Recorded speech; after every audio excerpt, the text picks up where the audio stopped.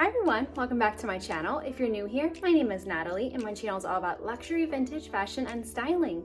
So if you're interested in any of those, please consider hitting the subscribe button below. And today I'm gonna be talking all about my ear stacks for you guys. I do have a decent amount of ear piercings. I think I have 10 total. So I figured I would talk you guys through them. I actually need to change out my fourth hole, so I will do that with you and show you what I'm changing it into. Let's get right into it.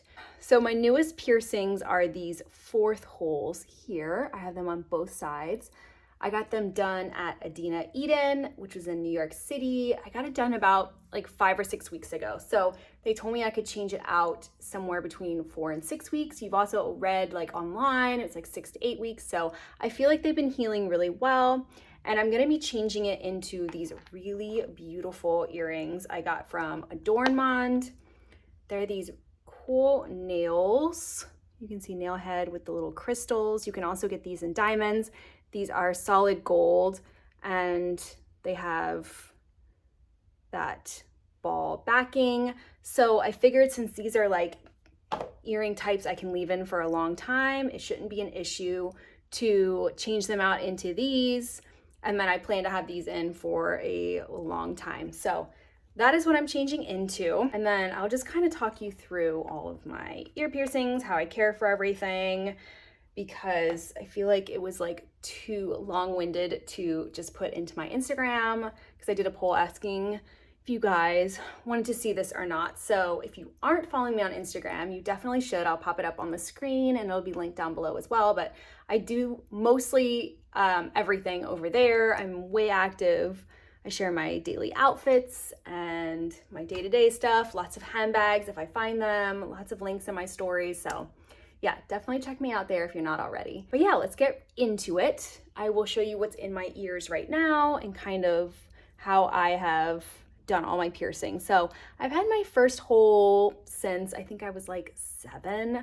So I really don't remember that. That was like, you know, old school back in the day, you would just go to Claire's. So we've gone a long way from there. So these are them, and these are also from Adornmond.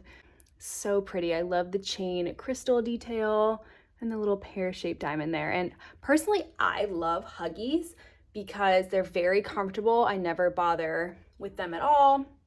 They're just super easy. Actually, so the piercing I got after that, I was like, what, 7 when I had those, and I was never like allowed to have piercings, like extra ones when I was growing up. So I feel like I always wanted them and never got them. And so finally, when I was about like 30, I think, so like 5 or 6 years ago, I got this top helix done. Not with this piercing jewelry, but I had the Maria Tash, the flower one that I feel like was super popular back then. So I got that done, and mine's like not a true helix. From where it actually is, it's a little bit set in more. So wearing a hoop's actually really hard in this style for me, like from where it's placed. I got it more placed because I had that flower garland that would go like the other way of this, up and down, and it was supposed to like help it not shift as much. I feel like it's still kind of shifted a bit.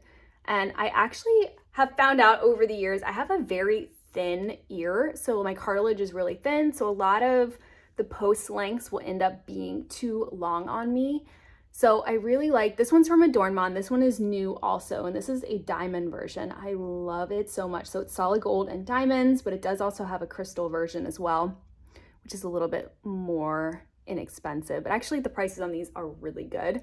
I'm obsessed with this, with the little diamond that dangles and kind of the upside down effect. So these are actually made to go in like other piercings, but they did show on the site. One of the models was wearing it kind of upside down and on this ear. So I absolutely love the look of this. And if you had more of like an inset one, it would probably sit a little bit more like there, but mine, it doesn't like fully like get hidden under my ear. And everyone has different ear shape too. So I always advise that when you're getting piercings, obviously go to a place that's like respected, very clean, and you know, is gonna do a good job. You wanna be pierced with a needle. It's much more hygienic, it heals better. It's just better results when you do a needle piercing. Healing wise, it actually wasn't bad, and pain wise, it wasn't bad either.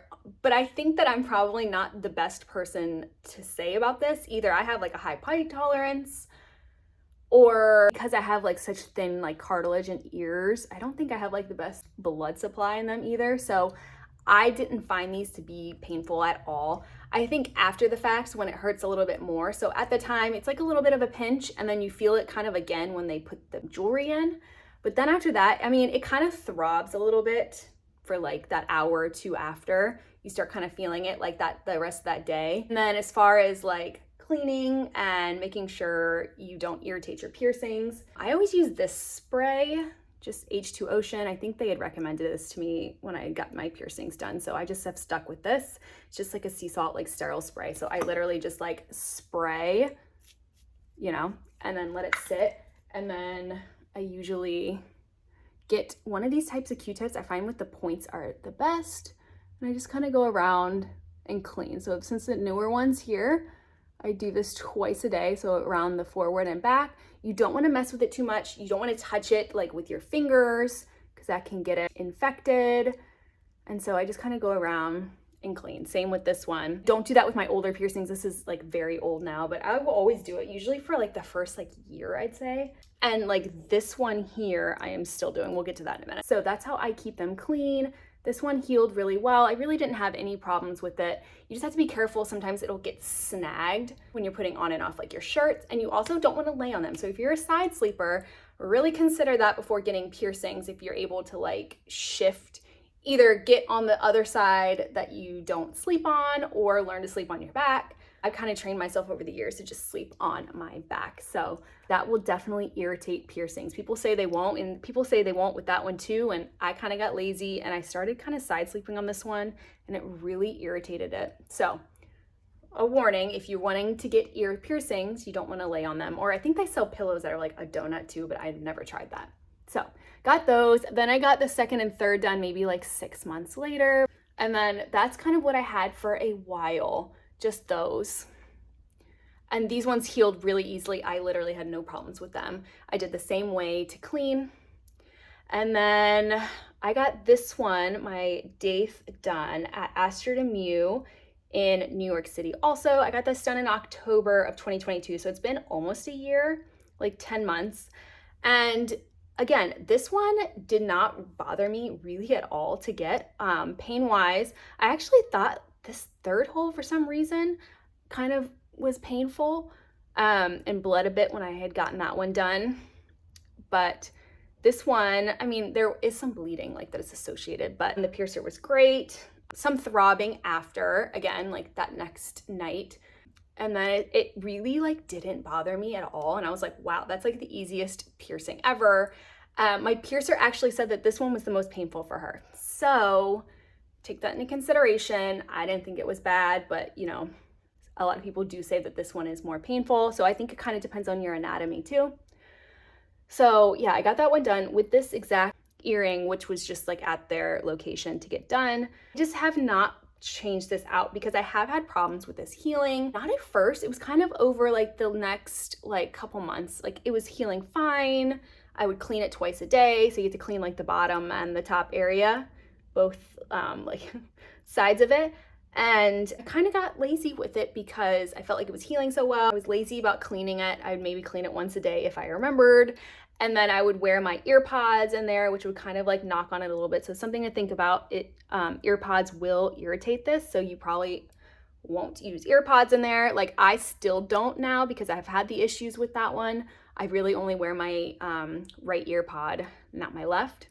So something to keep in mind if you are like very into your ear pods and don't want to give them up. So yeah, ear pods. And I also was like starting to lay on it a little bit. And then I started noticing I was getting these like piercing bumps, which I don't have anymore, but I would get these piercing bumps, which was like swollen bits on the top and the bottom. And I thought it was infected. So I got really nervous, like itchy almost. Like it wasn't painful, but I just felt it. And it was kind of almost like itchy and irritated.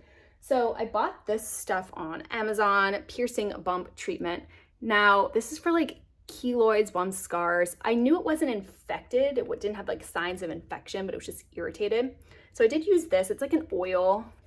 I did the same way as I do like my cleaning. So after I would clean it with the spray, I would use this and just like put it on one of these and kind of put it on that way. And I would do that like at night. I don't think I did. Maybe I did do it at day and night when it was like more irritated. Still use that on occasion now, just to like, I don't know, maybe like keep it moisturized. I don't know what it really does, but it's definitely been much better since, but I'm still cleaning it twice a day, even though it's been like almost a year. It still feels like it's not like totally healed. So that is just something to keep in mind. Cartilage piercings are a lot more of a pain to get as far as like making sure they're going to heal properly. And I know a lot of people have problems with cartilage piercings healing. So definitely keep that in mind. I'm also like on the fence if I would ever get another cartilage piercing. I just feel like it is like so much work that like, I don't know if I would get any more. I feel like I'm happy with the ones I have. And as far as migraines, people ask me if this helps with migraines. I do suffer from migraines. Did this help me? No, I don't think so. I got it more for looks than for that, but honestly, I don't think that it helps with migraines. So that is my personal opinion, but I think it looks cool.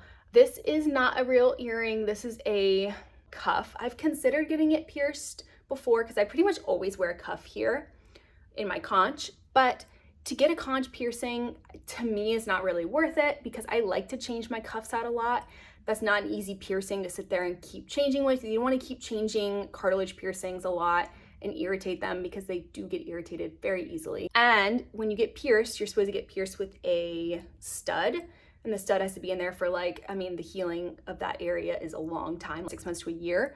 So I would have to have a stud there and not a cuff for like a long time or like a hoop. So to me personally, what's the point? This looks exactly the same and you can just switch it out and wear it or not wear it or whatever. So to me, I like a cuff better. Again, this one's a Dornmond. It has pretty little diamonds on there too. So I really like that one. Okay, so fourth hole, like I said, I got it pierced like 5 or 6 weeks ago. And I'm gonna switch it out to these earrings here. And you order like your left or your right.